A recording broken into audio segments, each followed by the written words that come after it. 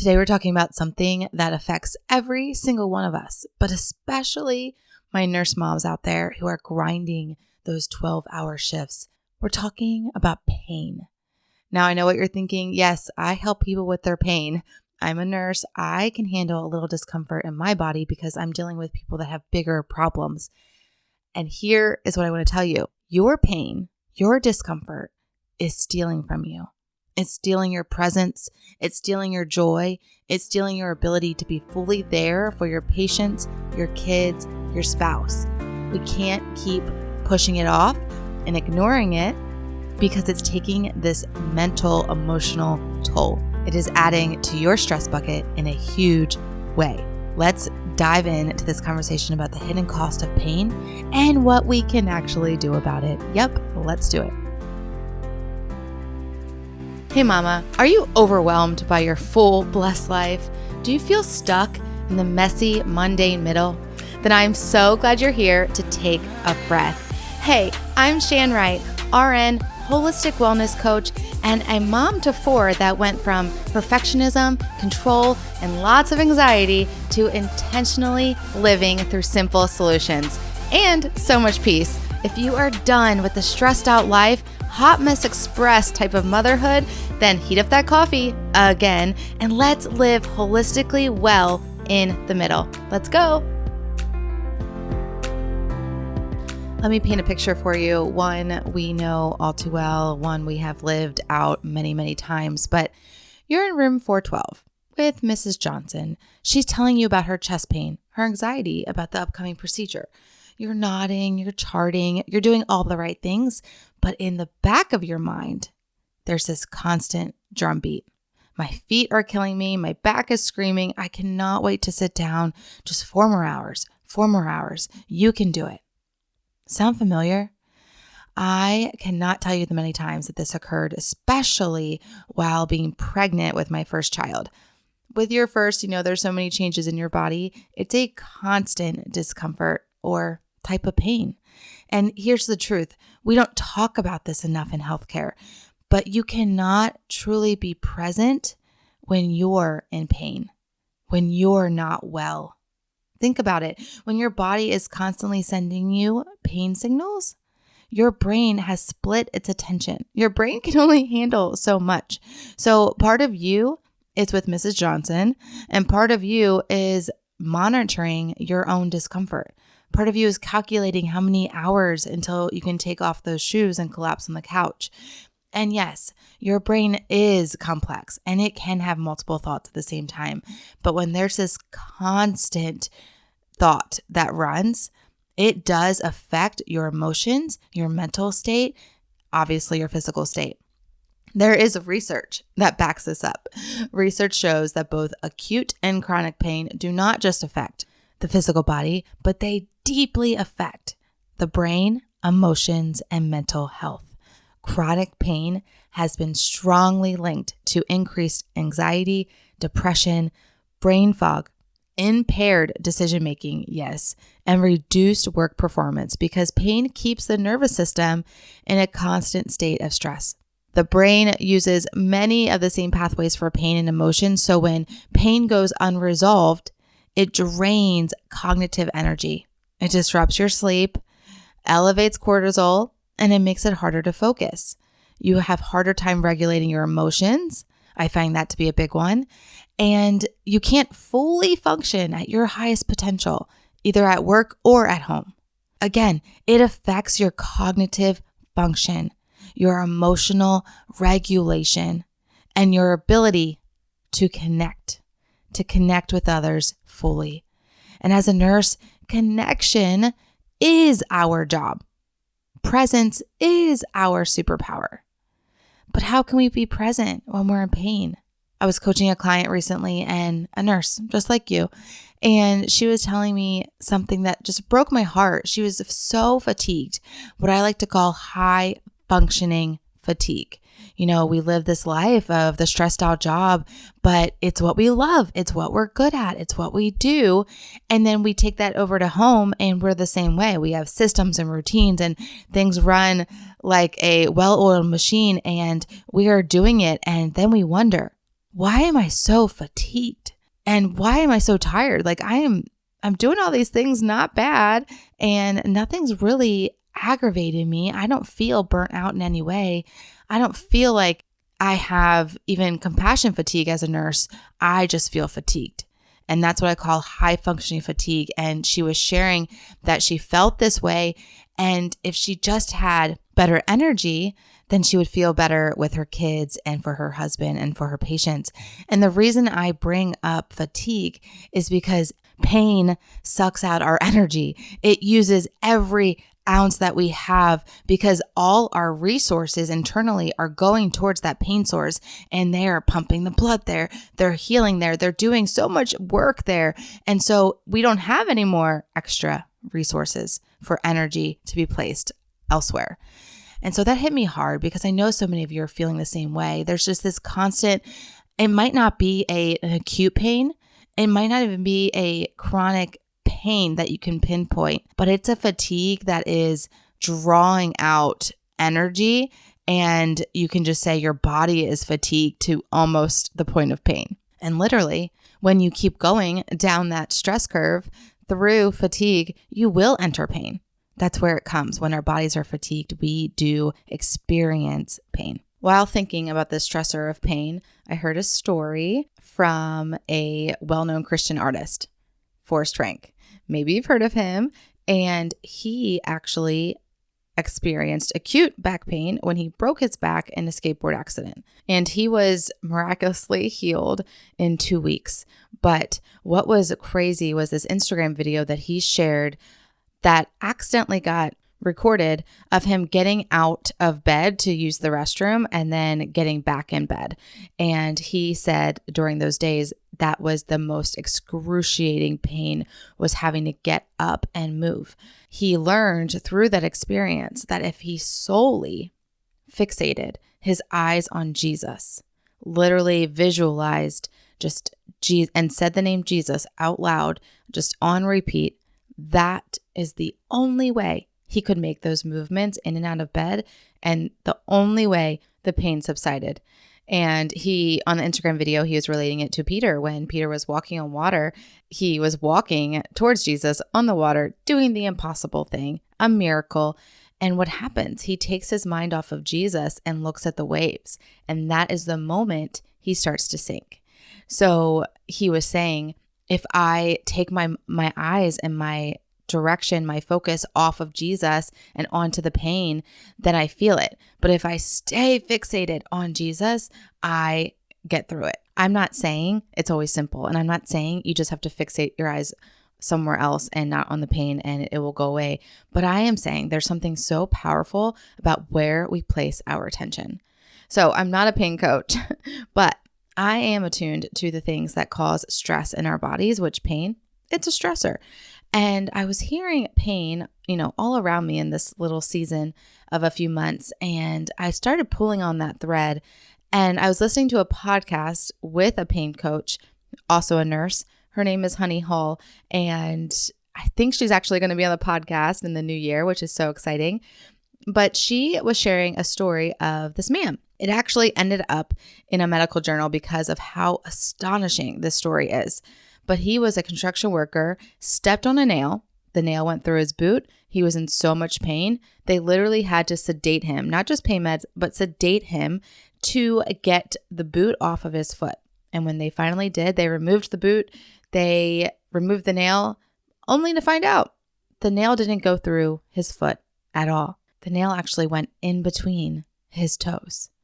But because he felt it go through the boot, people saw it and reacted to it. His brain thought it went through my foot, and it signaled the pain sensation to the 100th degree because it's trying to keep him safe. Your brain thinks that's what happened, and so it's trying to keep you safe and releasing these pain signals to protect. And really, it shows, it really proves how involved the brain is with your pain. Okay, so let's bring it back to you, nurse mama, and your pain. You're standing at the bedside, your feet are throbbing, maybe it's plantar fasciitis, maybe it's just the reality of standing for 12 hours straight. Oh, plantar fasciitis, I had that several times while nursing, and I have to admit this funny story of being a travel nurse in LA. I worked 10-hour shifts and then I would go out afterwards, with my friends, go to dinner, whatever, LA. And I wore heels 2 nights in a row. And then I tried to work a 10-hour shift where we did not sit at all. We stood in the clinic for 10 hours. I got plantar fasciitis. And I was like, what is this pain in my feet? I was 25. I had no idea what this pain was. And it was really bad. So anyway, that's a funny story. It was like, lesson learned, no more heels for me. But maybe it is just standing for those 12 hours straight. Maybe your back is aching from lifting patients, moving patients, bending over beds, just making the million beds, constantly moving.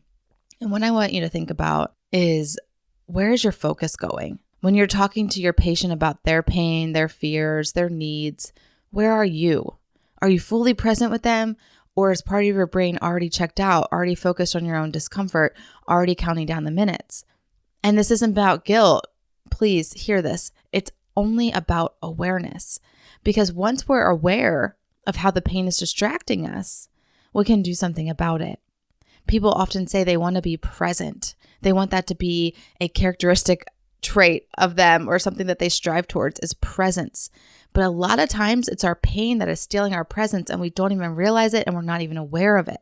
Think about going home after that long shift and your kids run to the door, mommy's home. And all you can think about is how badly you want to sit down. Your husband wants to tell you about his day and you're present in body, but in spirit, your body is screaming for relief or the bath or just to go to sleep. It steals our presence, and presence is everything. Presence with our patients means better care, fewer mistakes, a deeper connection, more fulfillment in your work. Presence with our kids means they feel seen, heard, and loved, not an afterthought after a hard shift. And presence with your spouse means intimacy, connection, and partnership. We cannot be truly present when we're in pain. So what do we do if we have pain? What do we do with this constant fatigue?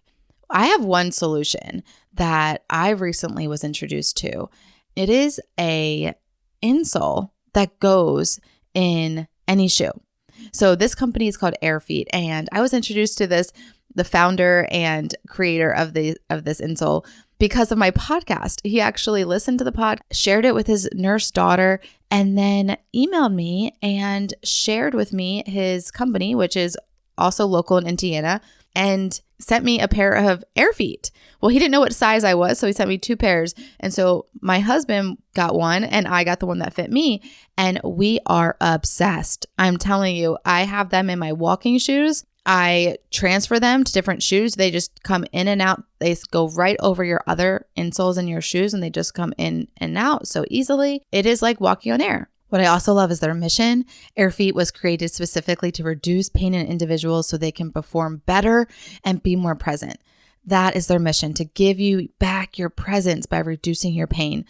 They've designed insoles and footwear with advanced technology that provides superior support, specifically targeting the kind of chronic foot, knee, and back pain that we healthcare workers deal with every day. So think about it. When your feet don't hurt, your knees feel better. When your knees feel better, your back feels better.